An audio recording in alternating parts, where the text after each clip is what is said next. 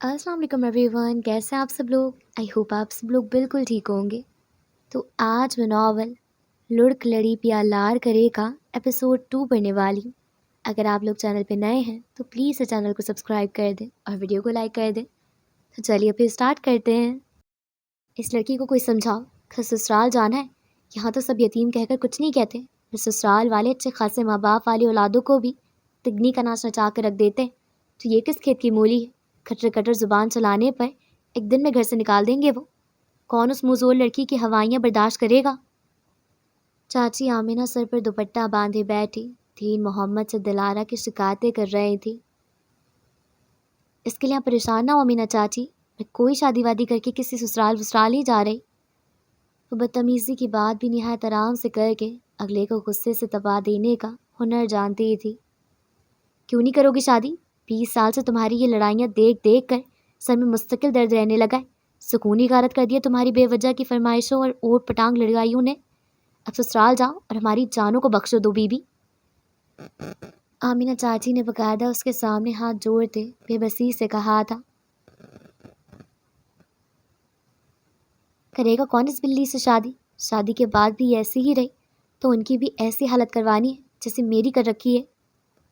आयना अपने नोचे हुए बालों, फटे गिरेबान, नोचे हुए मुंह को दिखाते अपने दिल की भड़ास निकालते हुए अंगारे चबाकर बोली थी।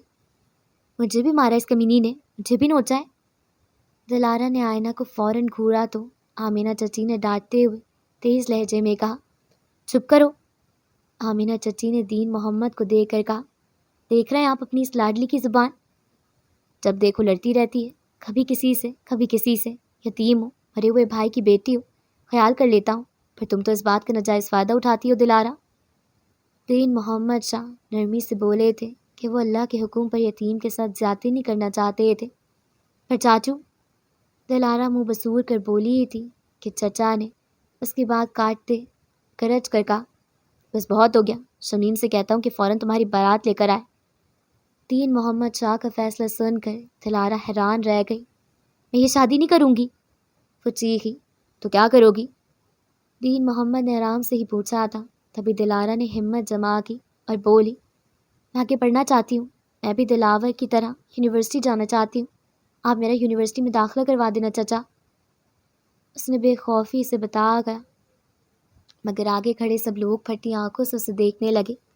लो नया से आपा। आमिना बेगम ने सर पकड़ लिया, जबकि दीन मोहम्मद शाह का गुस्सा अपनी चोटी पर पहुंचा। आगे वो गुस्सा दबाते आराम से बोले, मैं तुम्हें यूनिवर्सिटी में दाखिला नहीं दिलवा कर दूंगा। 12 जमातें पढ़ ली ना, काफ़ी हैं। नहीं है काफ़ी, मुझे बहुत सारा पढ़ना है। दिलारा भी कहाँ लिहाज करने वालों में से थी। आमिना बेगम ने तो इस्तगफार के लिए कान पकड़े।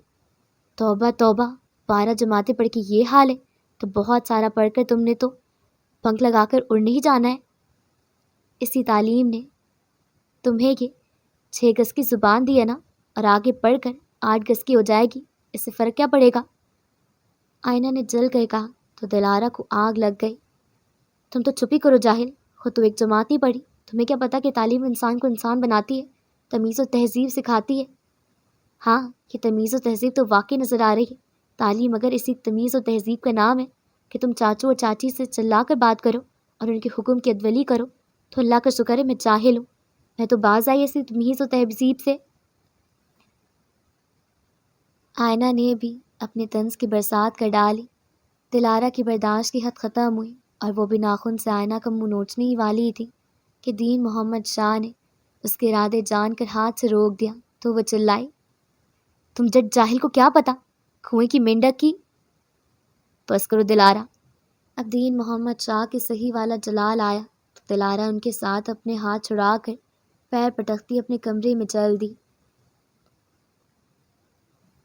सुबह 10:35। कितनी देर कमरे में बैठ कर वो बोर हो गई थी तो वापस कमरे से बाहर निकल आई। दादी और जाविया की माँ सहन में बैठे दिखाई दी। सुनोया की होने वाली सास शायद जा चुकी थी। जाविया की माँ थाल में सर झुकाए चावल से कंकरियाँ निकालने में मसरूफ़ दिखाई दी। सुनोया गरम गरम पराठे लिए दादी के सामने पराठा रख रही थी। शुक्र है याद आ गया तुमको कि मुझ बूढ़ी ने अभी तक नाश्ता नहीं किया।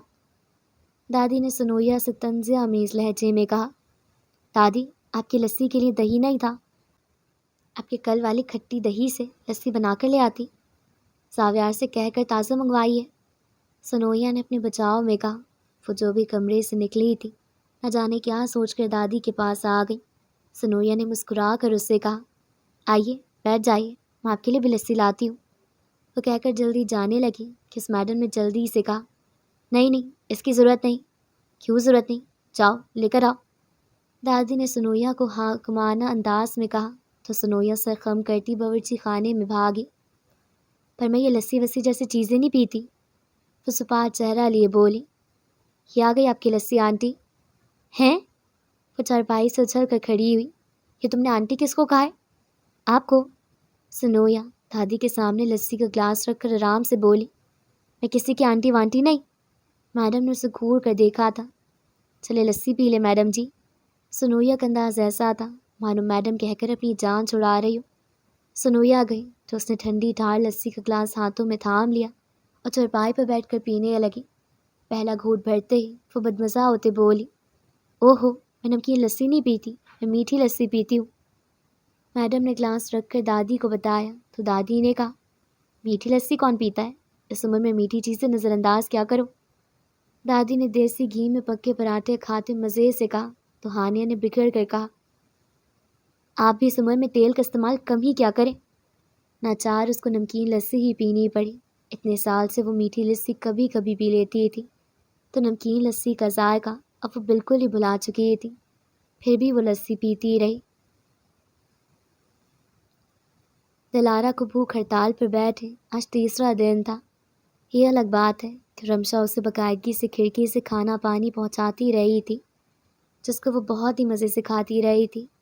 دین محمد دلارا کی وجہ سے خاصا پریشان تھے، کیونکہ وہ دیکھ سکتے تھے کہ ان کی بھتیجی 3 دنوں سے کمرے سے بھی نہیں نکلی تھی، تو کھانا پینا تو دور کی بات تھی۔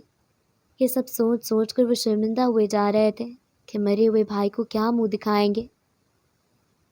ارے بھائی رہنے دیں، پہلے ہی دلاور پڑھ رہا ہے، اس کے اخراجات کے لیے میں شرمندہ ہوتی رہتی ہوں۔ آپ نے دلارا کو پڑھنے کی اجازت دے دی تو اس کی دم چھلا رمشا بھی ضد پر شروع کر دے گی، اس لیے چھوڑ دیں اس کو اس حال پہ۔ دیکھیں آپ کی اولاد بھی تو ہے، یا آئے نا۔ اس نے نہیں پڑھا تو اس کو کوئی فرق پڑا؟ نہیں نا، بس پھر دلارا کو بھی چھوڑ دیں۔ آمنہ چاچی نے کہا تھا۔ بالکل ٹھیک کہہ رہی ہیں چاچی۔ آئینہ نے چاچی کی حمایت میں سر ہلا کر اپنے باپ کو دیکھا تو دین محمد نے اسے گھور کر دیکھا اور ڈانٹنے کہا، اس نکمی آئینہ کو شوق نہیں پڑھائی کا، مگر دلارا کو ہے، اور یہ کوئی غلط شوق تو نہیں بھابھی؟ دین محمد شاہ نے دلارا کی طرف داری کرتے کہا، شوق سے کیا ہوتا ہے بھائی صاحب؟ ویسے بھی لڑکے پرایا دھن ہے، اسے یہاں سے شمیم کے گھر چلے جانا ہے، وہاں جھاڑو پوچھا ہانڈی کرنی ہے، کون سا پڑھ لکھ کر اسے کہیں کا کلیکٹر بن جانا ہے۔ آمنہ بیگم نے بھی طنز کے تیر چلا تھے دین محمد شاہ کے حوصلوں کو چیلنج کیا تھا۔ آپ بھی تو 16 جماعتیں پاس کر کے آئے تھے سندھ، ملی نوکری جو اس دلارا کو ملے گی، ہمارا دلاور ہی خیر سے پڑھ لے، اسے ہی نوکری مل جائے، ہمارے لیے کافی ہے۔ پر پھر دین محمد بھی پھر دلارا کے حق میں کچھ بولنے ہی لگے تھے کہ آمنہ چاچی بول پڑی، پرور نہیں، رہنے دے بھائی صاحب، 12 جماعت پڑھ کر یہ حالت ہے تو اور زیادہ پڑھ کر دلارا کا کتنا دماغ خراب ہوگا، یہی سوچ کر ڈر جائیں۔ ہاں کیا تو ٹھیک رہی ہو۔ اس دلیل پر دین محمد شاہ کمزور پڑے تھے۔ لوہا گرم دیکھ کر آمنہ چاچی نے ایک اور وار کیا، بھائی صاحب میں ٹھیک کہہ رہی ہوں، اسے اتنی شے نہ دیں، ویسے بھی تھوڑا اور پڑھ لے گی تو پھر کہاں اس کے مزاج اس ان پڑھے پھپھو کے کسان بیٹے سے ملیں گے جو وہ اسے شادی پہ رضامندی ہو جائے گی، پھر اسے پڑھا لکھا لڑکا چاہیے ہوگا، اور خاندان میں کوئی ملے گا پھر اسے اتنا پڑھا لکھا لڑکا؟ ایک دلاور ہے جس کی میں شادی صرف آئینہ سے کرنے کا ارادہ رکھتی ہوں، پھر برادری سے باہر ہم رشتہ بھی نہیں کرتے۔ آمنہ بیگم مسلسل بول رہی تھیں۔ آئینہ اپنی بات کے ذکر پر شرما کر یہاں سے بھاگی تھی، جبکہ کمرے کے اندر آتی آواز پہ دلاور اپنے ناخن چباتی بھر بھر چل رہی تھی۔ دوپہر 12:39۔ اس کے ہوش جب بیدار ہوئے تو اس نے اپنے سر پر 4 لڑکیوں کو دیکھا جو اسے ہی تک رہی تھیں۔ نیند فوراً بھاگی اور وہ چلائی۔ وہ وہ چاروں لڑکیاں جو کچھ دیر پہلے چارپائی کو اٹھا کر گول گول گھوم رہی تھیں، میڈم کو بیدار ہوتے دیکھ کر خوشی سے چارپائی کو زمین پہ پٹک کر اپنا سانس لینے لگی۔ زمین پر اچانک گرنے سے وہ جھٹکا کھا کر سنویا کی بات سننے لگی۔ ارے یہ تو زندہ ہے، میں مر گئی تھی کیا؟ میڈم نے بگڑ کر کہا۔ وہ چاروں لڑکیاں سے کھجانے لگی۔ آئمہ ہمت کر کے بولی، یہ تو آپ کو پتا ہوگا۔ اس کی بات میں میڈم نے سر اٹھا کر ان چاروں کو دیکھا۔ تم لوگ کر کیا رہی تھی؟ اشنا آپ کو اٹھانے آئی تھی تو آپ اٹھ ہی نہیں رہی تھی، تو زارا نے کہا کہ آپ شاید مر گئیں۔ سنویا نے کہا کہ آپ کی چرپائی کو اٹھا کر گھماتے ہیں، کیا پتہ آپ اٹھ جائیں۔ آئمہ نے جلدی جلدی قصہ سنایا تو میڈم نے بگڑ کر ماتھے پر 2 انگلیاں گھمائی۔ شاید لسی نے اس پہ غنود کی طاری کر دی تھی۔ ہاں، مجھے بھی پتہ نہیں چلا کہ کب مجھے نیند آ گئی۔ کوئی بات نہیں، سنویا نے نرمی سے کہا، آئیں دسترخوان پہ کھانا لگ گیا ہے۔ میڈم نے موبائل پہ وقت دیکھا، 1 بجنے والے تھے۔ وہ اتنی دیر سوتی رہی، سوچ کر حیرت ہوئی۔ بے خیالی میں دوپٹہ اٹھا کر جب وہ چرپائی سے نیچے پیر رکھنے لگی تو اسے اپنی چپلیں کہیں نظر نہ آئیں۔ میری چپلیں؟ وہ وہاں دیکھ رہی تھی۔ زارا نے سر پہ ہاتھ مارا۔ یہی ہوں گی، اشنا نے ادھر ادھر دیکھ کر کہا۔ میڈم نے منہ بگاڑ کر اسے دیکھا۔ یہی ہوتی تو مجھے کیوں نظر نہیں آتی؟ ضرور چرسی لے کر بھاگ گیا ہوگا، اشنا نے فوراً کہا۔ چرسی؟ وہ کسی اندر وجود کو سوچ کر گھبراتے ہوئے چارپائی پہ پیر چڑھا کر بولی تو آئمہ نے کہا، جی چرسی ہمارے ساتھ یہیں رہتا ہے۔ تم لوگوں نے چرسی بھی رکھا ہوا ہے؟ میڈم کو سن کر صدمہ لگا۔ جی، وہ گھر کی حفاظت کرتا ہے نا، سنویا نے وضاحت دی تو میڈم کی آنکھیں پھٹیں۔ تم لوگوں نے اس گھر کی حفاظت کے لیے چرسی رکھا ہوا ہے؟ حیرت شاید چھوٹا لفظ تھا، کیونکہ نہ اس ٹوٹے پھوٹے گھر کی حفاظت کی ضرورت تھی، نہ چرسی جیسے آدمی سے حفاظت کروائی جا سکتی تھی۔ جی، اسلام میں گھر کی حفاظت کے لیے کتا رکھنا جائز ہے، اب کہ اشنا نے کہا تو میڈم نے غور کیا۔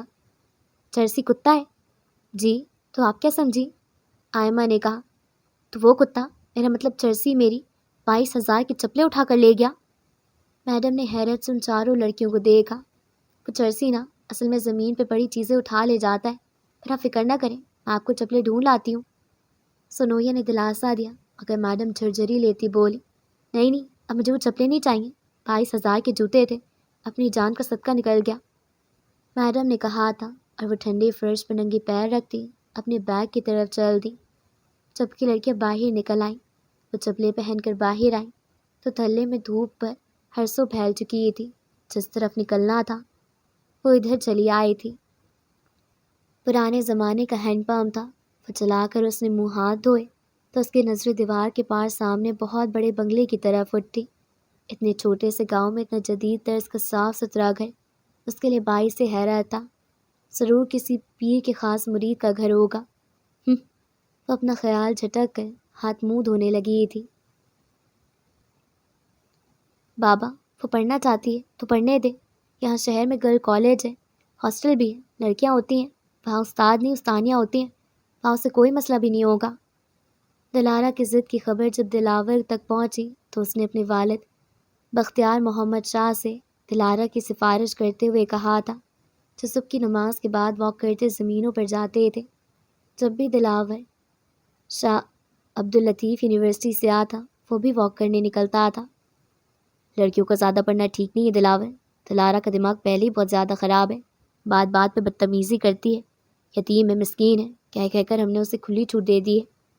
اس کا نتیجہ ہے جو وہ اتنی بدزبان ہو گئی ہے کہ اسے پڑھائی کو لیے آزادی نہیں کیا ہے نا، پڑھ لکھ گئی تو پھر کون اس سے شادی کرے گا؟ خاندان میں دلارا کو کوئی پڑھا لکھا اپنے جیسا لڑکا چاہیے ہوگا، جو ہے نہیں، اسی کے لیے مسئلے ہوں گے جو تم لوگ نہیں سمجھ رہے۔ آج ایک اور اس کی ضد پوری کر دی تو وہ پھر کسی دوسری ضد کے لیے یہی ڈرامے بازیاں شروع کر دے گی۔ ہفتہ ہو گیا اسے بھوک ہڑتال پہ بیٹھے، اگر جا کر دیکھو اس کی شکل کو، چہرہ وہی تر و تازہ، پوری ہٹی کٹی بنی ہوئی ہے۔ تم تو چھوڑ دو اس کی اس حال پہ اسے۔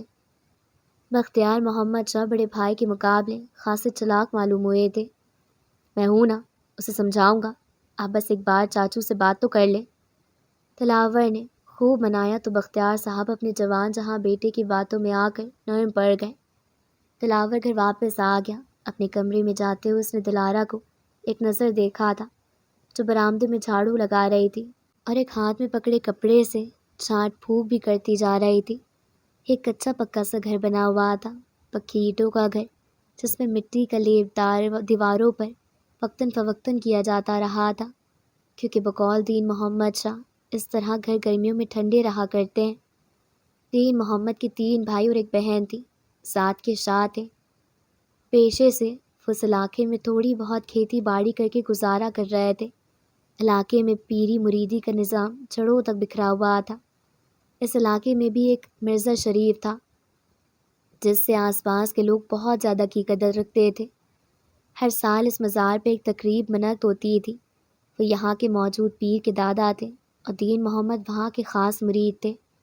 दरगाह की सारी देखभाल वही करते थे, जबकि मख्तियार मोहब्बत उन पीरों के ज़िन में संभलते थे। पीरों की ज़मीन जायदाद इतनी थी कि हर तरफ से पैसे की बरसात होती थी। नूर मोहम्मद शाह उनकी जायदाद का हिसाब किताब करते थे। तीनों पीर साहब के ख़ास मुरीद और खादिम थे। उनका गुज़र बसर और न्याज और ज़मीन से होता था। तीनों भाई पढ़े लिखे थे। इस ग़ुलामी से छुटकारा पाने के लिए पढ़ के नौकरियां कर लेंगे, पर उनके साथ पुश्तों से ग़ुलामी चली आ रही थी, लिहाजा वो भी बन गए ग़ुलाम, और आज तक वो थे भी ग़ुलाम। हवेली से एक पैगाम आता और वो सब नंगे पैर पीर की हवेली की तरफ भागे खड़े होते। काम काज के लिए औरतों को भी बेधड़क बुला लिया जाता था और वो वक्त महल की परवाह किए बगैर भागती पहुँचती। इस ग़ुलामी के निज़ाम से जहाँ दिलावर खार खाता था, वहीं दिलारा भी तप जाती थी। उस ग़ुलामी से निकलना चाहती थी और ये मुमकिन था अगर वो पढ़ लिख कर अपने पैरों पर खड़ी हो जाए। वो छोटी थी तब उसकी माँ का इंतकाल हुआ था। फिर जब 10 साल की थी तब उसके बाप का दिल के दौरे से इंतकाल हो गया। उस गांव में कोई सेहत की सहूलियत मौजूद नहीं थी। पीरों का गांव नहर की दूसरी तरफ था, जहां रोड, रास्ते, बिजली सब कुछ था, पर नहर की इस तरफ उनके गांव में कुछ भी नहीं था। बस बाइक की जाती थी, जिसकी वजह से सफ़र करना बहुत मुश्किल होता था। दिलारा तालीम से तब्दीली का सोचती थी। वो जानती थी कि तब्दीली या इस ग़ुलामी से निजात सिर्फ तालीम ही दिला सकती है। जब भी हवेली से हुक्म मिलता सब चल पड़ते। ये बात दिलारा को ज़िद करती थी। फुप्पो तो पूरे ख़ानदान समेत उनकी मुलाजिम बने हुए थे और वो उनकी हवेली में खाना बनाती थी। सारा दिन चाय पानी खाने का इंतज़ाम वही करती थी। उनकी बेटियां बहुएं साफ़ सफाई करती थीं, बेटे औताक संभालते थे। दिलारा इसी वजह से उन सब से बहुत ज़्यादा चिढ़ती थी।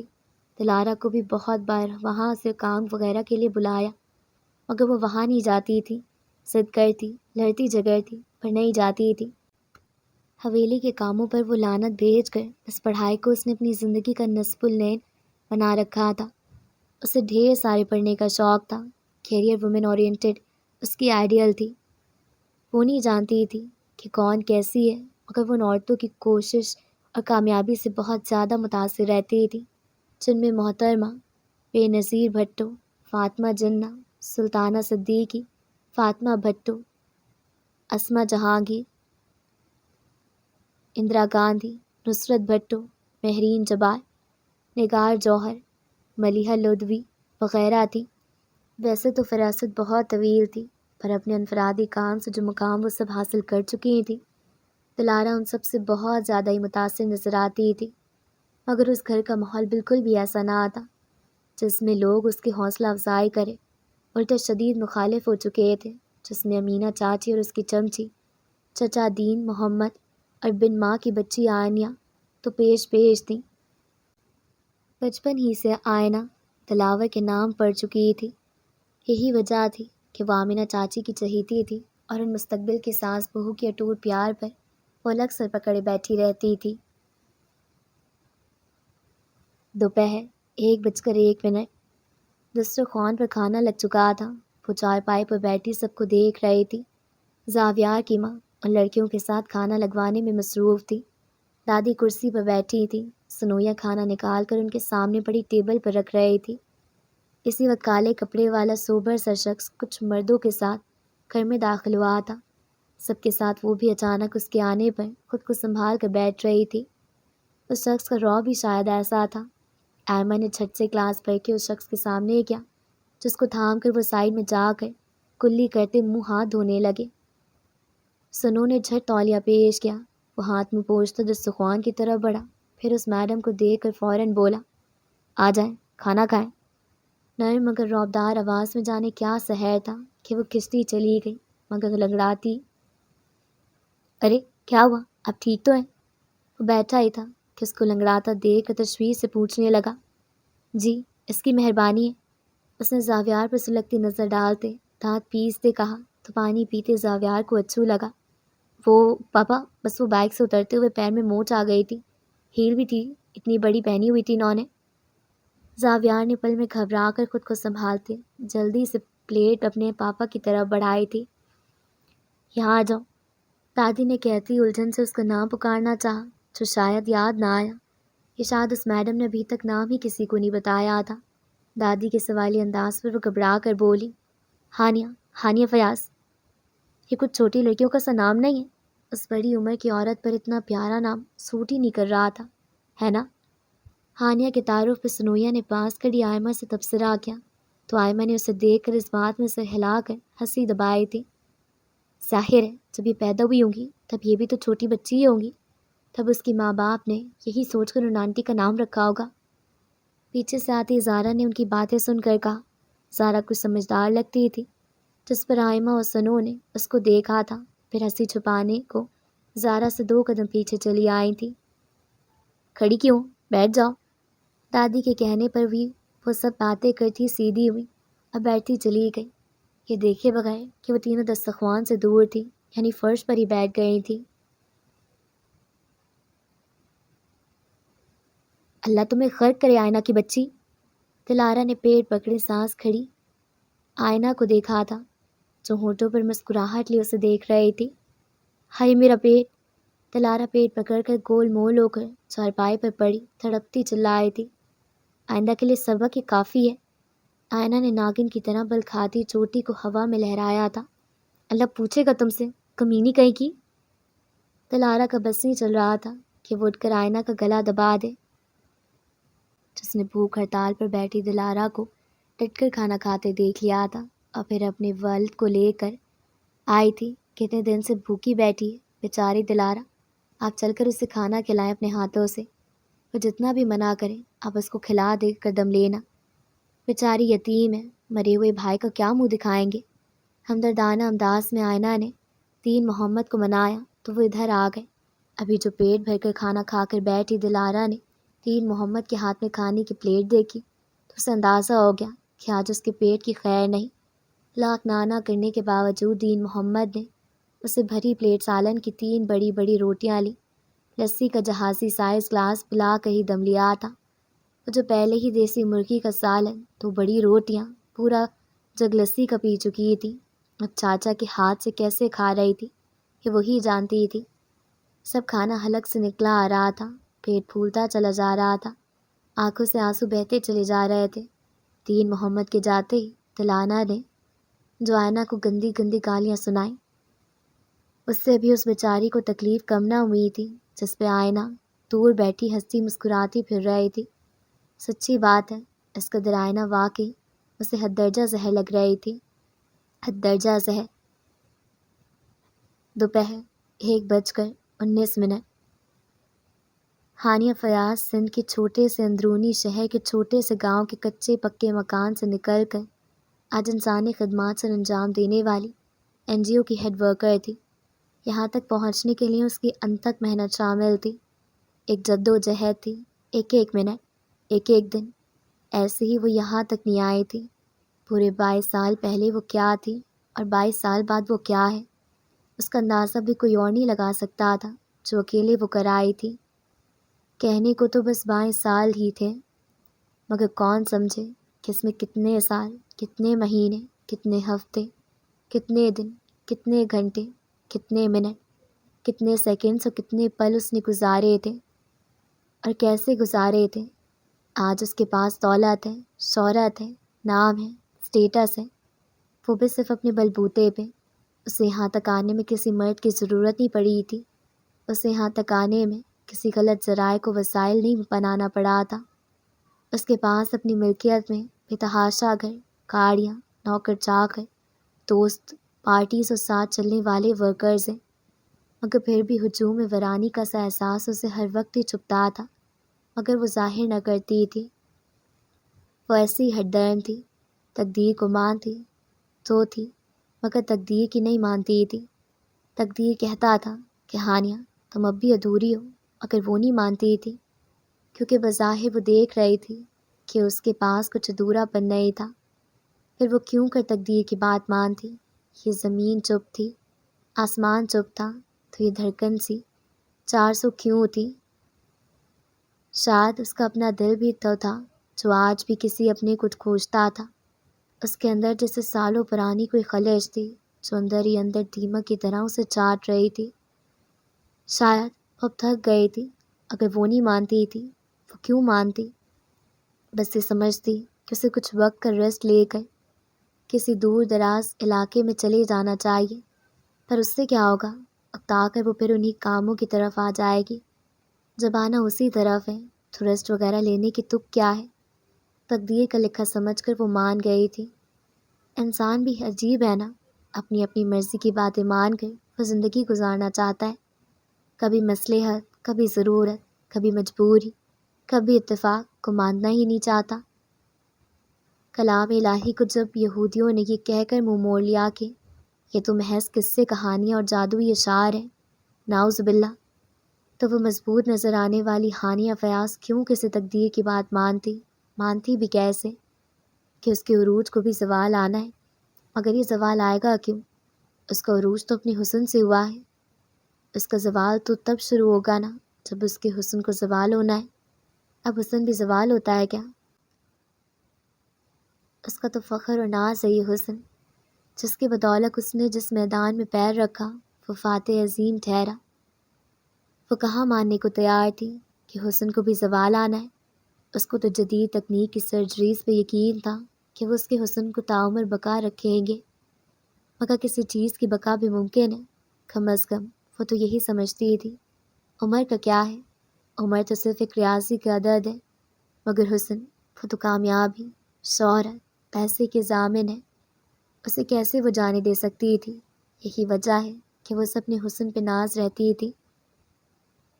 نہ جانے کون کون سی سرجریز کر کے اس نے اپنی عمر کو تو بڑھنے سے نہیں روکا تھا، مگر حسن کو اس نے بدل کر خود پہ حسن کو جیسے روک ڈالا تھا۔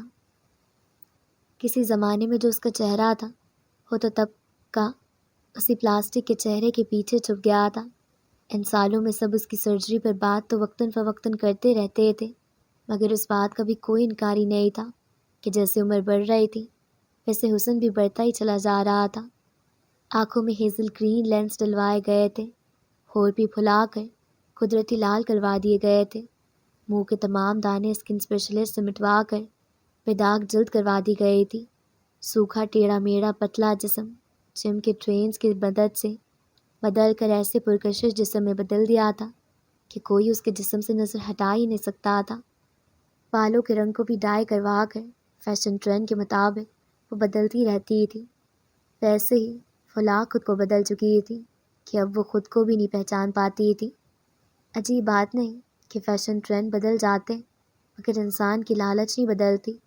بالکل ایسے ہی کچھ احساس بھی ہوتے ہیں جن کو لاکھ بھلانا چاہو مگر وہ نہیں بھلائے جاتے۔ ایسے احساس اسے بھی تنگ کرتے تھے۔ سرسبز کھیتوں کو دیکھ کر وہ ماضی میں کھوئی ہوئی تھی، جب کسی کی آواز نے اس کو ماضی کے خیالوں سے دور کیا اور حال میں لا پٹکا۔ پاس ہی مسجد تھی جہاں سے ظہر کی اذان ہو رہی تھی۔ وہ اذان کو کتنی ہی دیر سنتی رہی۔ واقعی مؤذن بہت ہی شیریں لب و لہجے میں اذان کو پڑھتے کہا ادا کر رہا تھا۔ کچی نیند سے جاگنے کی وجہ سے وہ دوپہر کا کھانا نہ کھا سکی تھی، ویسے بھی وہ تگڑا ناشتہ کر کے ہی سب کو سکھ کر ہی نکلی تھی۔ پھر لسی نے بھی رہی صحیح کسر پوری کی، دھونے والے کھانے کے بعد وہ اٹھ کر کمرے میں قید ہو گئی تھی۔ چھوڑوں گی نہیں میں اس چمچی کو، وہ ٹہلتے ہوئے کوئی 18ویں بار کہہ رہی تھی۔ کیا کرو گی؟ رمشا نے بھی 18ویں بار پوچھا تھا۔ کچھ نہ کچھ تو کروں گی، اس نے وہی 18ویں بار بھی وہی جملہ دہرایا تھا۔ آخر رمشا نے اپنا منہ پیٹا۔ کچھ نہ کچھ تو کر ہی لوگی، مگر کیا؟ یہ اہم سوال ہے۔ سوال یہ اہم نہیں، اہم یہ ہے کہ آئینہ کو اس بار خون کے آنسو نہ رلایا تو نام بدل لینا میرا۔ دلارا دانت پیستے ہوئے کہہ رہی تھی۔ اس نے سوچ لیا ہے کہ میں نے کیا کرنا ہے، پلان بھی بنا لیا ہے، بس اب اس کی شروعات کرنی ہے۔ وہ عزم سے کہتی باہر نکل رہی تھی کہ پیچھے سے رمشا نے کہا، مجھے تو بتاؤ۔ دلارا دروازے پر تھم گئی، سنجیدگی سے کہا، اس بار کھیل میرے اور آئینہ کے بیچ ہے، تو اس میں تمہیں شامل نہیں کروں گی۔ سوچ لیا ہے کہ اب جو بھی کرنا ہے خود کرنا ہوگا، مگر یاد رکھنا مدد پڑے گی تو مجھے اپنے ساتھ اپنی پارٹی میں پاؤ گی۔ رمشا نے اسے یقین دلایا تو وہ بنا کچھ کہے کمرے سے باہر چلی گئی۔ اس نے سارا گھر گھوم پھر کر دیکھ لیا تھا۔ ایک دن باہر صحن میں کھڑی ہو کر جائزہ لیا کہ کون کب کہاں کیسے آتا جاتا ہے، گھر کی عورتیں کب کس وقت کہاں موجود ہوتی ہیں۔ 3-4 دن تک وہ باریک بینی کے ساتھ مشاہدہ سے اور سرور کرتی رہی۔ بڑے سے درخت پر رسا لٹکا کر جھولا بنایا، کچھ اچھے کپڑے نکال کر استری کر کے رکھے، بالوں میں مہندی لگائی، منہ پر ماسک لگایا، پھر ملتانی مٹی سیکاکائی، آملہ میں شیمپو ڈال کر خوب اچھی طرح نہائے، اچھے سے تیار ہو کر خوشبو پاؤڈر لگا کر بال کھول کر جھولے میں آ کر بیٹھ گئی۔ لمبے بال کھولے جھولا جھولتے ہوئے اب اس کی ساری نظر و توجہ باہر والے دروازے پر تھی جہاں سے دلاور نے آنا تھا۔ ہاں، اس کا سارا پلان یہی تھا، دلاور کو پھنسانے کا، آئینہ سے دلاور کو چھیننے کا، اسے اپنے پیار کے جال میں پھنسانے کا تھا۔ اور وہ سمجھتی تھی یہ کام اس کے بائیں ہاتھ کا تھا۔ ایک تو وہ آئینہ کے مقابلے میں بہت زیادہ ہی خوبصورت تھی، خاص طور پر اس کی بڑی بڑی پلکوں والی کالی کالی آنکھیں، ناک تھوڑی موٹی تھی پر اچھی لگتی تھی، ہونٹ پتلے پر خوبصورت لگتے تھے، تھوڑی کے نیچے ایک چھوٹا مگر بدنما سا مسا ضرور تھا جو اس کی چاند پر گرہن کی مانند اس کی خوبصورتی کو بدنما کرتا تھا۔ اور وہ دلارا کو حد درجہ برا بھی لگتا تھا، مگر پھر بھی اسے ایک چیز کے لیے اسے فکر کرنے کی ضرورت پیش نہ آتی تھی۔ اس کے علاوہ وہ بنیادی طور پر بے حد حسین تھی۔ اس حسن کی وجہ سے ہی آئینہ کو دلارا سے بچپن سے ہی حسد و جلن کا مرض رہتا تھا۔ دلارا کا سارا ہوم ورک پورا تھا، بس اب اس کو دلاور کے آنے کا انتظار تھا۔ باہر اسکوٹر کی آواز آئی، وہ چوکس ہو کر بیٹھ گئی۔ اس کے جھولے نے سپیڈ پکڑی تھی، اور تیز اور تیز۔ اس کی بڑی بڑی آنکھوں نے دروازہ کھلتے دیکھا تھا، باہر والا اندر داخل ہوا ہی تھا، اور دلارا نے جھولے سے جمپ لگا کر کسی کٹی پتنگ کی طرح اڑتی ہوئی اندر داخل ہونے والے وجود پر گر پڑی۔ اے ہے لڑکی، کیا کرتی ہو؟ پھپھو کی بے سری پاردار آواز سنتے ہی وہ بوکھلا کر اٹھی تھی۔ اوہ، میں جھولے سے گر گئی تھی پھپھو۔ وہ حد سے زیادہ نادم نظر آنے لگی۔ ہائے، تو گری، مجھے کیوں گرا دیا؟ اب اٹھ جا جلدی۔ وہ دہاڑی تو دلارا جلدی سے اسے اٹھنے لگی۔ میرے اندازے کے مطابق تو بھی دلاور کو آنا چاہیے تھا، یہ کہاں سے ٹپک پڑی؟ دلارا کوفت میں مبتلا بس بڑبڑ کیے جا رہی تھی۔ پہلی وار ناکام رہ گیا تھا، مگر اس کے ارادے ابھی بھی مضبوط تھے۔ دوپہر 2:05 وہ نہا کر آئی تو سب لڑکیاں جو کاموں سے فارغ ہو کر اس کمرے میں آئی تھیں اور آپس میں کچھ بڑبڑ کر رہی تھیں۔ اب میڈم ہانیہ کو دیکھ کر چپ ہو گئی تھی۔ اس نے لڑکیوں کو خسر پسر کرتے دیکھ لیا تھا، مگر نظر انداز کرتی ہوئی وہ اپنے بال تولیے میں لپیٹے اب ترو تازہ دکھائی دینے لگی تھی۔ ڈرائیور تھوڑی دیر پہلے ہی ادھر میڈم کا بیگ دے گیا تھا تاکہ وہ فریش ہو جائیں، بڑی چپل میں خوبصورت پیر ڈالے۔ اس کی بھری بھری پنڈلیوں پر بلیک ٹائٹ کے پجامے بہت خوبصورت لگ رہے تھے۔ اس نے بلیک اور گولڈن کنٹراسٹ کی سلک کا کرتا پہن رکھا تھا جو سادہ تھا پر بہت مہنگا اور ریڈی میڈ ہونے کی توجہ سے بہت خوبصورت لگ رہا تھا۔ ارشاد ہانیہ فیاض خود ہی اتنی حسین تھی کہ کرتا اس پر بہت ہی خوبصورت لگ رہا تھا۔ چھٹک کر زل جب تولیے سے پانی کی بوندوں کو جذب کرتے اس نے ان سب کو اپنی طرف توجہ دیکھا تو وہ بے اختیار پوچھ بیٹھی، کیا ہوا؟ کچھ نہیں، ان لڑکیوں کو جواب تھا۔ کوئی باسکٹ ملے گی؟ ہانیہ اندر آ کر سنوبا سے مخاطب ہوئی تھی۔ باسکٹ؟ سنویا بڑبڑائی۔ وہ باسکٹ نہ سمجھی تو ہانیہ نے وضاحت دی، کوئی چیز جس میں میلے کپڑے رکھ سکوں۔ اچھا، آپ کو چھبا چاہیے؟ اس نہ بولی، باہر بھاگ گئی۔ پھر کھجور کے پتوں سے بنا بڑا سا چھبا لے کر آئی۔ اس علاقے میں کھجور بہت ہوتی تھی، جس کی وجہ سے کھجور کے سوکھے پتوں سے بہت ساری چیزیں بنائی جاتی تھیں، جیسے ہاتھ کے پنکھے، میٹس، دریاں، دبکیاں، ٹوکریاں، چھبے اور بھی نہ جانے کیا کیا۔ اسی کھجور کے پتوں سے بنا چھبا اس کے پاس لائی تو ہانیہ نے 1 منٹ اس چھبے کا جائزہ لیا، پھر اس میں کپڑے ڈال کر وہ ایک کونے میں اسے رکھنے لگی تو آئمہ چلائی، ادھر مت رکھیے ورنہ چرسی لے کر چلا جائے گا۔ اس کے کہتے ہی ہانیہ نے چھبا اٹھا کر باہوں میں بھر لیا۔ اس کے فکریہ انداز میں لڑکیوں نے ہنسی دبائی۔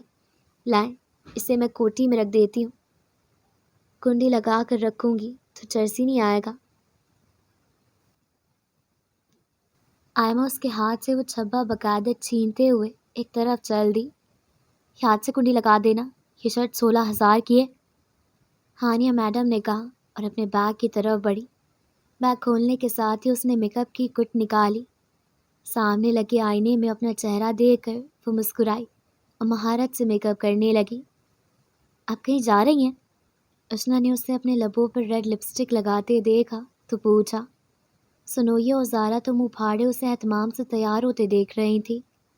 نہیں تو، کالوں پہ غازہ لگاتے ہوئے وہ اب سارا میک اپ کا سامان سمیٹ کر کٹ کو بند کرنے لگی۔ بیگ میں کٹ ڈال کر اس نے بیگ بند کیا اور پرس سے ہیئر برش نکال کر بالوں کو کنگھا کرنے لگی۔ تو پھر اتنا تیار کیوں ہو رہی ہیں؟ اب کہ سنوبیا نے پوچھا تھا۔ ایسے ہی، مجھے ہر وقت ہی تیار ہونے کی عادت ہے۔ اس نے برش کر کے پرس سے پرفیوم نکال کر اسپرے کیا تھا، پھر بیگ کے خانے سے ایک پیکٹ نکالا اور اس میں سے اسٹیپس والی بغیر ہیل کی سینڈل نکالی اور پہنتی بولی، یہاں کوئی جگہ ہے گھومنے پھرنے کی؟ وہ سینڈل پہنتے ہوئے ان تینوں سے پوچھ رہی تھی۔ جی، پھپھو سکیا کا گھر ہے، ماسی جنت کا گھر بھی ہے، اور اشنا نے سوچتے ہوئے بتایا تو آئمہ کمرے میں داخل ہوتے ہوئے بولی، پیر سائی کا مزار بھی ہے اور ان کی کوٹھی بھی۔ What the hell? اس نے منہ بگاڑا، پھر پوچھنے لگی، پھپھو سکیا، ماسی جنت اور پیر کا گھر، تم لوگ ایسی جگہوں پہ جانا مطلب گھومنا سمجھتی ہو؟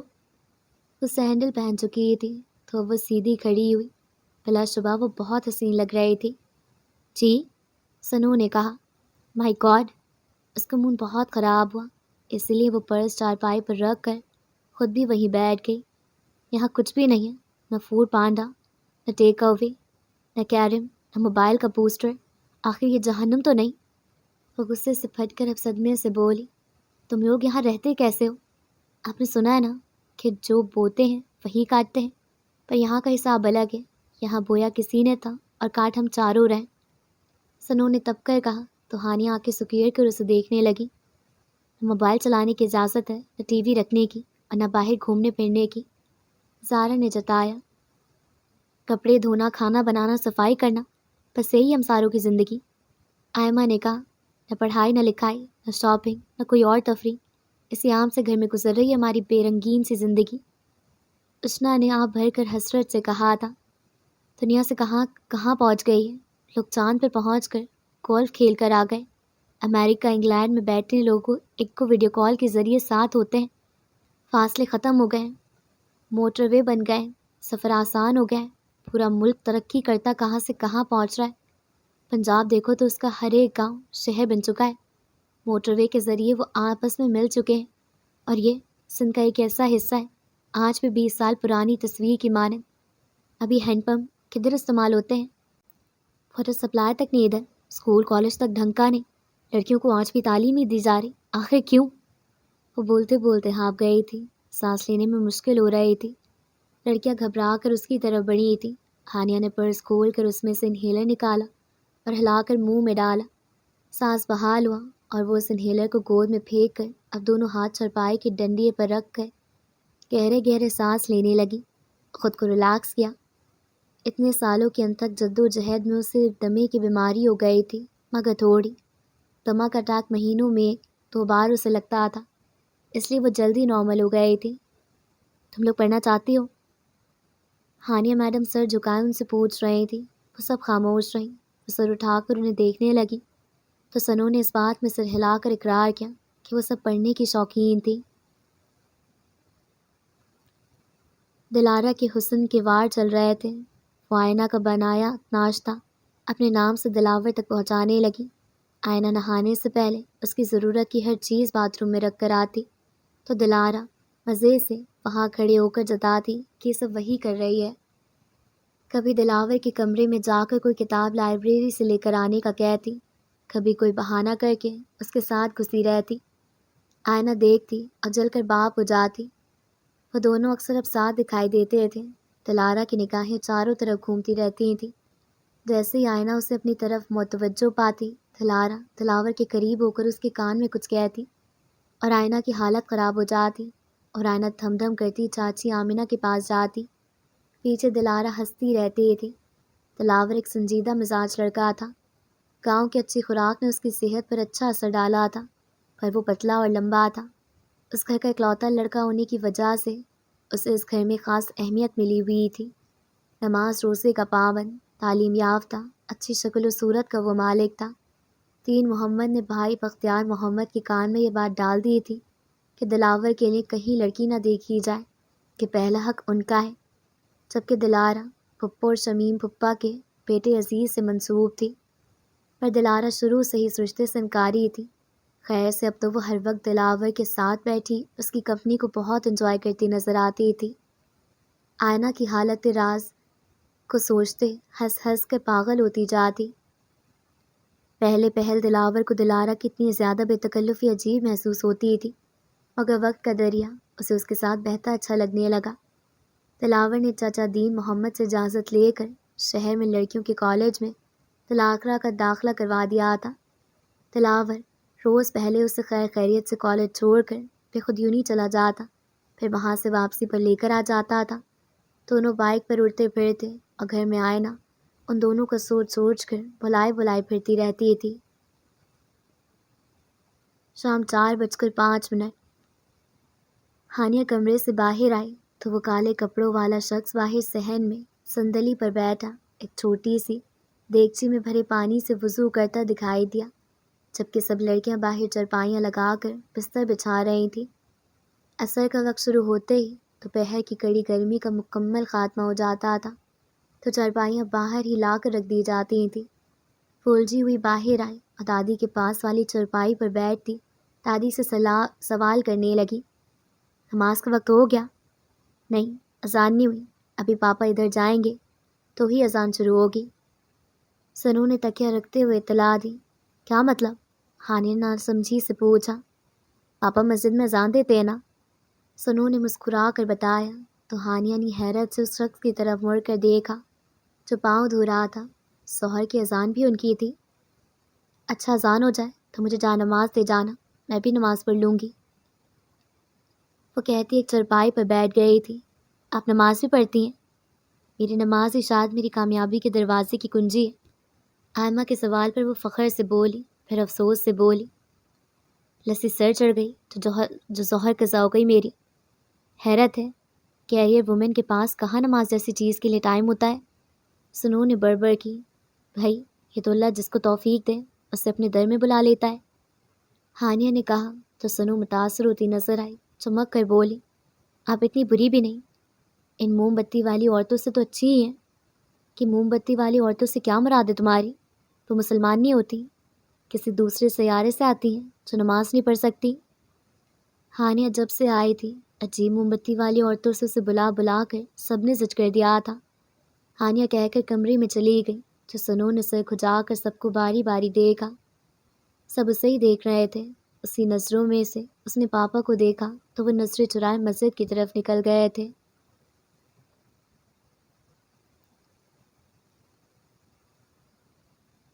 دکان دھندے دار، کھلندے کھلندے یار، لڑک لڑی پیا لار کرے تم سے جدا ہوتے ہوئے اے یار، مسکراتے مسکراتے آنسو بہہ نکلے لڑیوں کی مانند۔ بنجر اجاڑ زمینوں کے بیچ کہیں کہیں ہرے بھرے لہلہاتے کھیت دکھائی دیتے تھے۔ کچے راستے پر دلاور بائک دوڑا تھا، روز کی طرح اسی کھیت سے گزر رہا تھا جب اس کھیت کا کسان سرمد چندھی کے اس گانے کو ٹریکٹر پر چلا کر اپنی کھیتی باڑی میں مصروف دکھائی دیا آتا۔ دلارا دلاور کے پیچھے بائک پر بیٹھی، ایک ہاتھ ایک کندھے پہ، دلاور کے دوسرے کندھے پہ وہ اپنی تھوڑی رکھے کوئی بات کر رہی تھی کہ اس گانے کے کانوں میں پڑتے ہی وہ بدمزہ ہو کر اپنا چہرہ دلاور کے کندھے سے دور لے جاتے ہوئے سیدھا سا بیٹھ گئی۔ دلاور نے اس کی یہ بات نوٹ کی مگر بولا کچھ نہیں، کیونکہ وہ اس بات کی وجہ سمجھتا تھا۔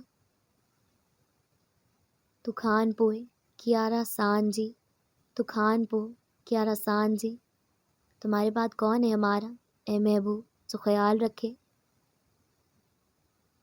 دور تک ٹریکٹر کے ڈیک پہ بجتا یہ گانا سنائی دے رہا تھا۔ اب آواز کو ختم کر دیا گیا تھا۔ شاید کسان اس بائک والے اور بائک پہ بیٹھی اس لڑکی کو دیکھ چکا تھا۔ سلام دلاور، ٹھیک آہن؟ وہ کسان ٹریکٹر پہ بیٹھے ہوئے موٹی سی آواز میں دلاور سے کہا چکا تھا۔ میلی شلوار اور بغیر بازوؤں والی بنیان، سوکھا سا جسم، کون کہتا ہے یہ عام سا کسان حقیقت میں دلاور کا منگیتر عزیز تھا، دلارا کا منگیتر عزیز تھا۔ وعلیکم السلام، گمبھیر سے تاثرات سے بائک بگاتے ہوئے وہ بول کر جواب دے چکا تھا۔ دلارا نے منہ بگاڑا تھا۔ عزیز کو اپنی طرف متوجہ دیکھتے ایسا لگا جیسے سینکڑوں چونٹیاں اس کے جسم پر رینگ رہی ہوں۔ رات کھٹی، باغ پھٹی پئی، جنہن پر وڑی ہوار، رات ڈوب گئی اور طلوع سحر ہوا، جس بل باندھے تو نے بال۔ ٹریکٹر سے سر مت سندھی کے گانے کی آواز خوب آ رہی تھی جب تک وہ لوگ اس راستے کو پار کرتے۔ یہ گانا سننا ان کے مقدر میں لکھا ہوا تھا۔ پانی دے جن لکھا یان میان، تنجھک کھول قرار، پانی ہے جیسے لکیریں تھی ساتھی، تمہاری ہر بات تمہارا ہر وعدہ۔ گانا اب دور جا چکا تھا، گاؤں بس قریب ہی تھا۔ اف، دلارا نے کہا تو دلاور نے گردن ترچھی کرتے کہا، کیا ہوا؟ یہ کوئی سننے والے گانے؟ بیزار لہجہ، اچھا خاصا گانا تو ہے، جو گانے چلے گئے ان کو بار بار سننے کی تک کیا ہے؟ بیزار کر رکھا ہے، وہ جل بھن کر کہہ رہی تھی۔ میں جانتا ہوں تم گانوں سے نہیں، عزیز سے بیزار ہو۔ وہ بم بم سا مسکرا دیا۔ یہ بھی کوئی ڈھکی چھپی بات نہیں ہے، وہ ناک سے مکھی اڑانے والے انداز میں بولی۔ میں بس ایک بار پڑ جاؤں پھر دیکھنا میں کیسے اس دنیا میں کھو جاؤں گی۔ پھر کون عزیز، کون شرمر سندھی، اور تمہیں پڑھنے کون دے گا؟ تم ہو نا میرے ساتھ۔ دلارا نے واپس اپنی تھوڑی اس کے کندھے پہ رکھی، اپنے کاندھے پہ بوجھ محسوس کرتا وہ مسکرایا۔ ظاہر ہے، اور کون تمہارے اتنے ناز نخرے اٹھائے گا؟ دلاور نے مسکرا کر جتایا۔ تمہیں پتہ ہے میں نے تم سے دوستی کی بھی اسی لیے کہ تم ہی فی الحال میرے امید ہو۔ فی الحال کا کیا مطلب؟ وہ دلارا کی بات پہ سنجیدگی سے بولا۔ فی الحال تو تم ہی ہو، کیا پتہ کل کو چاچا دین محمد بھی میری طرف ہو جائیں، بختیار چچا بھی میری طرف ہو جائیں۔ دلارا اپنی ہی بات کو نہ جانے کون سے زاویے کی طرف موڑ گئی۔ دلاور مسکرا دیا۔ امی ٹھیک کہتی ہیں، باتوں سے کوئی تم کو نہیں ہرا سکتا، کیا کی کیا بات بنا دیتی ہو تم۔ بائک پہ بیٹھے وہ گاؤں میں داخل ہو رہے تھے تو دلارا سنبھل کر بیٹھ گئی تھی۔ تو جی ہمارا یہ والا ایپیسوڈ جو ہے وہ یہیں پہ اینڈ ہوتا ہے، اور پہلے ہی میں بہت معذرت کے ساتھ آپ لوگوں سے یہ بات کہتی ہوں کہ آئی نو اس ایپیسوڈ کی ریکارڈنگ بالکل بھی اچھی نہیں ہوئی ہے۔ میں نے 10 جگہ پہ فمبل کیا ہے، میں نے 10 جگہ پہ غلط چیز پروناؤنس کی ہے، اور میرے پاس بالکل بھی ٹائم نہیں تھا اس چیز کا، کیونکہ ٹرسٹ می گائز میں نے یہ بالکل اتنی جلدی میں ریکارڈ کیا نا، ایڈجسٹ آپ یہ سمجھ لیں میں نے ابھی آپ کو شاید جب یہ ویڈیو اپلوڈ ہو رہی ہے اس سے 1 گھنٹے پہلے اپلوڈ ہوا ہے، اور ابھی مجھے اپلوڈ ہوا نہیں ہے، 1 گھنٹے پہلے ریکارڈ کر رہی ہوں میں، اور اب مجھے جو ہے اس کی بیٹھ کے فوراً سے ایڈیٹنگ کرنی ہے جو کہ اچھا خاصا ٹائم لے گی، پھر اس کی بھی پروسیسنگ ہوگی، پھر اس کے بعد کہیں جا کے اپلوڈ ہوگا، تو اسی لیے میرے پاس بالکل بھی ٹائم نہیں کہ میں اسے بیٹھ کے صحیح سے ایڈٹ کر پاؤں یا پھر جو بھی مسٹیکس انہیں کریکٹ کر پاؤں، تو please cope up with this. اور آئی نو کافی زیادہ پرابلم ہوتی ہے، اچھا نہیں لگتا ہے جو ویسے بیچ میں بہت زیادہ فمبلنس ہوتی ہے، صحیح نہیں ہوتی، تو اسی کے ساتھ بس میں یہی بات کہہ سکتی ہوں اور کچھ نہیں کہہ سکتی۔ تو خیر اینی ویز ہم اس ایپیسوڈ کی بات کرتے ہیں۔ تو دلارا کو میں پہلے معصوم سمجھ رہی تھی، پھر ناؤ آئی تھنک کہ دلارا جو ہے وہ تھوڑی جیسے کہتے ہیں نا چلاکو ماسی ٹائپ کی لڑکی ہے، مطلب وہ دلاور کو جو ہے نا وہ مطلب کے لیے یوز کر رہی ہے، شاید سے ابھی نہیں پتا آگے کیا بات ہے۔ اور اچھا ایک چیز، میں دلاور اور دلارا کے نام میں بڑی ہی کنفیوز ہوتی ہوں. دلاور کو دلارا بول دیتی ہوں اور دلارا کو دلاور بول دیتی ہوں. اور سنویا کا نام ایک تو پتہ نہیں if I'm pronouncing it rightly or not، پر میں اسے کبھی کبھی سنوبیا بولنے لگتی ہوں. I don't know for what reason، پر ایسا ہوتا ہے. مجھے اتنی ہنسی آ رہی نا. اور میں پتہ ہے ایٹ دس پوائنٹ اب میں embarrass بھی نہیں ہوں، میں مطلب سیدھا سا اعتراف کر رہی ہوں کہ ہاں بھائی میں یہ کر رہی ہوں، بیکاز آئی ڈونٹ نو. تو خیر اسی کے ساتھ اب میں آپ لوگوں سے اجازت چاہتی ہوں.